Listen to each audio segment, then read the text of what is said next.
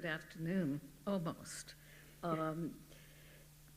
Following from your announcement about Alex is very appropriate because we share that UCB tourism study group, which is partly what kicked off my interest. And in fact, we've all been traveling today. I mean, not only to Paris, at least with two of you, but traveling through a curriculum.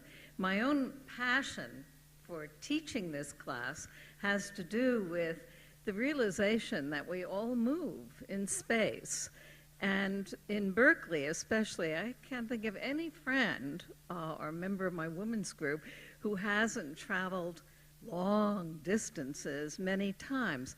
But what has occurred to me, and why I'm really passionate about teaching this course, is how little reflection there is on the actual experience of this movement, what it means to travel in the world. Some of us may recognize that we go to a host community. Some may even think about how the host community may indeed sacrifice rice fields for hotels, etc. But most of us are not aware that over 800 million people last year traveled for some kind of pleasure, not for business, crossing boundaries many times. And so I decided it was important to somehow talk with you. That is, this course is highly participatory. It's about our reflecting together on this experience of travel and tourism today and what it means. And it covers a number of disciplinary approaches: geography, anthropology, history, and indeed ethics. And I want to just say a word about the syllabus. I left some outside and I noticed they were all picked up. The class, in effect, is so participatory that I see myself essentially as an architect and a scaffold builder.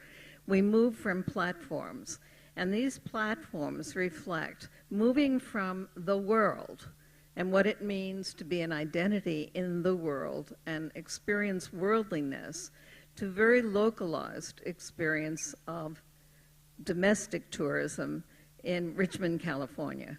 I've been working on a book on the Rosie the Riveter Park, and I would hope to end the course for us to go and visit that area and go aboard the famous Red Oak ship, which is part of the National Park Service now.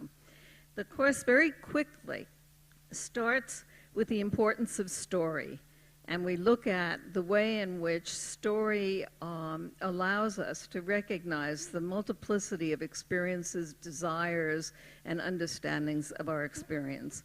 We move through how the United Nations is involved in two major organizations and creates World Heritage Sites, over 900 heritage sites, many of which are extremely vulnerable, become sites for a certain amount of sabotage, etc. As we move through this scaffolding, we move to some of the things that I'm really excited about. Collecting. My husband will come and do a lecture on everything from collecting tchotchkes, if you will, little inexpensive things, to art. And he is an art curator, and so he's somewhat knowledgeable and really a marvelous storyteller. We'll then move to the question of dark tourism, which happens to grab me.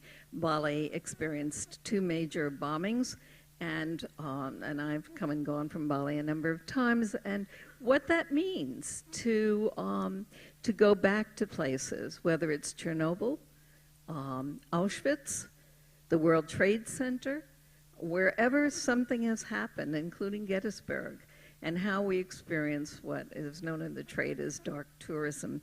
And as I say, we'll end localized, looking at the National Park Service and domestic tourism, everything from Niagara Falls to Richmond, California. I really look forward to the conversation. I know I'm going to learn a lot.